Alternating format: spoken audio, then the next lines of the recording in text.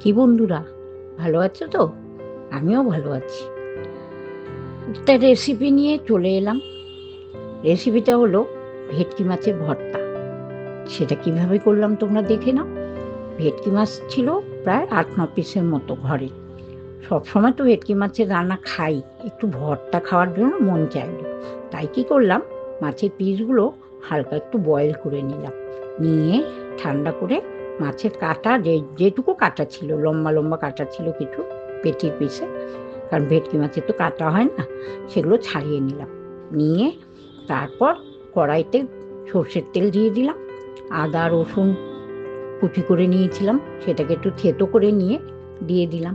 তারপর পেঁয়াজ দিলাম, দেওয়ার পরে কুচি কাঁচা লঙ্কা দিলাম। দেওয়ার পরে দিয়ে দিলাম মাছটা, দিয়ে নাড়াচাড়া করে দিয়ে দিলাম লঙ্কার গুঁড়ো, হলুদ গুঁড়ো দিয়ে বেশ স্বাদ মতো লবণ দিয়ে অনেকক্ষণ নাড়াচাড়া করলাম। তারপর নামানোর আগে দিয়ে দিলাম ধনেপাতা, দিয়ে ভেটকি মাছের ভর্তা করে নামালাম। না, ধনেপাতা দেওয়ার পর কিন্তু আরেকটা জিনিস দিয়েছি, ভুলে গেছি। সেটা হলো লেবুর রস। একটু লেবুর রস দিলাম কেন, খেতে একটু টেস্ট হবে। তাই এই ভেটকি মাছটা এইভাবে ভর্তা করে নিলাম।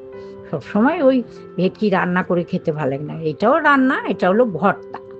এই ভেটকি মাছের ভর্তাটা তোমাদের কেমন লাগলো? তোমরাও করে খেও। আমার তো ভীষণ ভালো লেগেছে। আমরা খুব ভালো মতো খেয়েছি, ভালো লেগেছে, স্বাদ হয়েছে। খেতেও মানে অপূর্ব স্বাদের হয়েছে ভর্তাটা। এরকমভাবে নতুন নতুন রেসিপি দেখতে হলে আমার চ্যানেলে চোখ রেখো, ভালো ভালো রেসিপি তোমাদের সামনে তুলে ধরবো। আজকের মতো সবাইকে টাটা।